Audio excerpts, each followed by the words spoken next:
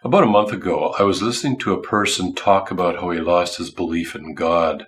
A major turning point came for him when he was visiting an orphanage in a developing country and learned that a lot of small children are simply abandoned in the forest to die of exposure or to be eaten by animals. Can we use that kind of evil and injustice in this world as a reason to say there is no God?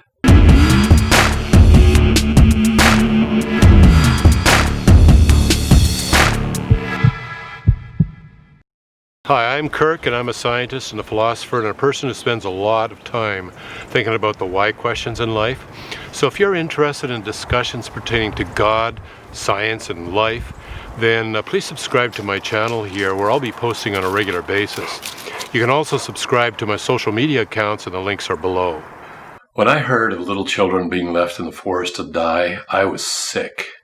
I've had very close friends and relatives die, some very young, others violently and unexpectedly, and each time there is a huge empty hole, and sometimes the grief is so overwhelming, it's an effort just to draw the next breath. Little comfort would be gained by some philosophers showing up and offering me some reasons why the occurrence of evil is compatible with the existence of God. That would be an intellectual attempt to address what we call the emotional problem of evil, and it would fail badly. The emotional problem of evil may be the single greatest issue that often trumps anything a philosopher or a theologian might have to offer. So look for follow-up videos after this one on that very issue. But today, I do need to tackle some of the intellectual objections first in order to establish the credibility of how we can find healing from the emotional devastation of evil and injustice. I'm sure that we've all been strongly upset by some instance of evil or injustice that we've witnessed. But wait a sec. Imagine visiting someone on a remote island in the Pacific where there were no laws in existence. Would it not be absurd to complain for that person to complain about the high crime rate on that island if in fact there were no laws in existence to break? In the same way, it makes no sense to complain about evil and injustice in this world unless there is a standard of goodness and justice that is being violated. So the moment that we talk about evil and injustice as if they're actually a thing, they actually happen in this world, we automatically imply the existence of some standard of goodness and justice that is being violated. So, what is that standard? So, could it be our own personal preference? Imagine a group of kids playing with a ball on a school grounds, and let's say that each player believes they have the right to make up their own rules. It would be amusing, to say the least, to watch such a game. Since each child made up their own personal rules, it would be absurd for one child to accuse another person of cheating. What might be a violation of one person's rules would be no violation at all for everyone else, each one of whom played by their own personal set of rules. In exactly the same way, a legitimate complaint about evil and injustice in this world requires a standard of rightness and justice that is higher than individual preferences and beliefs. So, who determines the rules? Governments? Culture? Science? Here in Canada, we have what might be called a Contractarian approach to morality and justice. It is an unwritten social contract that gradually evolves such that we can all get along together. Often, these unwritten rules gradually become law in such cultures. Other cultures have a more utilitarian approach to moral values, where the rules are designed to maximize the well-being of the greatest number of people, sometimes at the expense of the individual personal rights and freedoms. Communism takes this approach, for example, with the USSR, China, and North Korea being prominent examples. But the same problem emerges as did on the playground. Some cultures accuse other cultures of being more evil or unjust.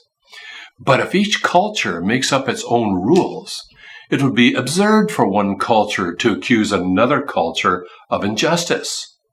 The moment that we say that one culture is better than another, we are assuming the existence of a standard of rightness and justice that is even higher than individual cultures, and that the rules of some cultures come closer to that standard than other cultures do. Otherwise, we cannot complain about how other cultures behave. So, if we believe that some cultures come closer to this ultimate standard of rightness and justice, then what is that standard that transcends history, geography, and civilizations? Could it be our evolutionary history that provides the solution? Genghis Khan was the first leader of the Mongol Empire, and his army swept across Asia and Eastern Europe, slaughtering well over 1 million victims in various cities, plundering and pillaging as he wished. One of his well-known quotes was, "It is not sufficient that I succeed, all others must fail." Even more famous is this quote here, "The greatest happiness is to vanquish your enemies, to chase them before you, to rob them of their wealth, to see those dear to them bathed in tears, to clasp to your bosom their wives and daughters." He did a lot more than merely embrace the wives and daughters of the men he slaughtered and conquered. Half of 1% of the world's population now carry his genes.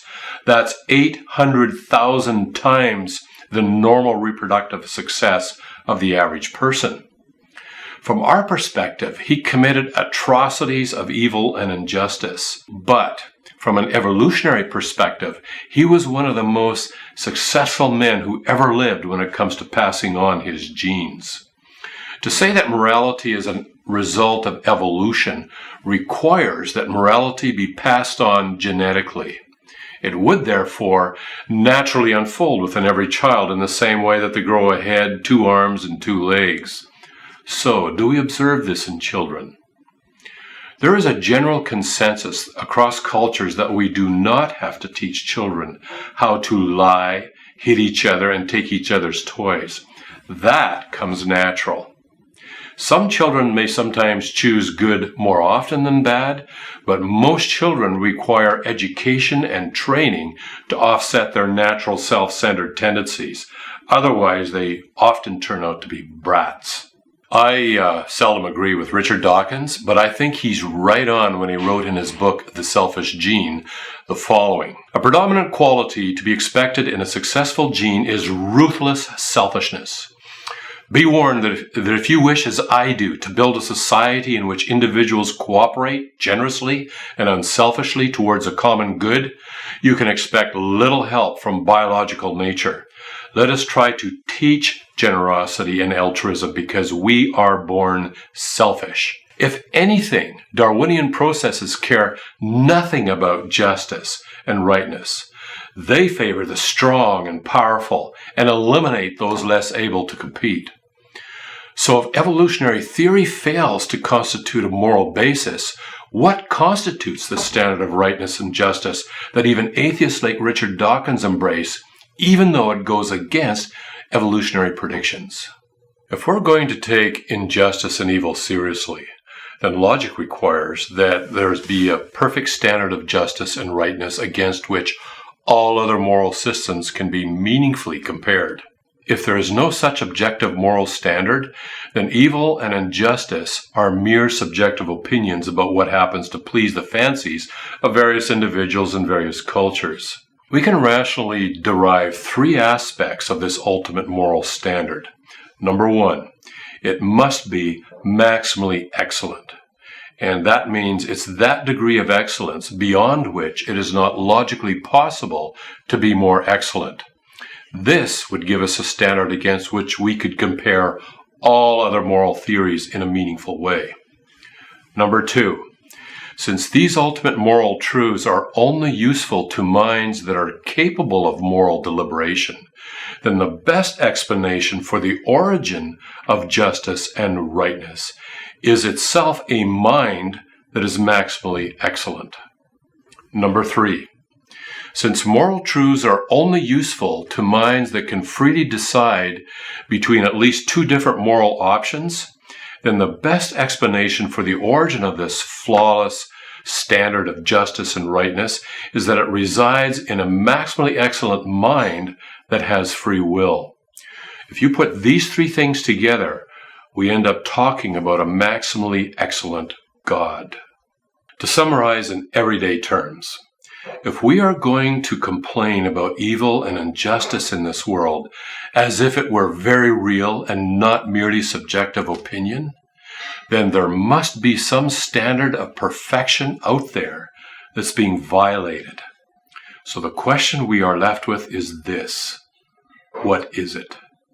Well, I hope you enjoyed the video, or at least found it thought-provoking. And if you did, please share it, or you can leave a comment in the section below. And also, don't forget to hit the like button.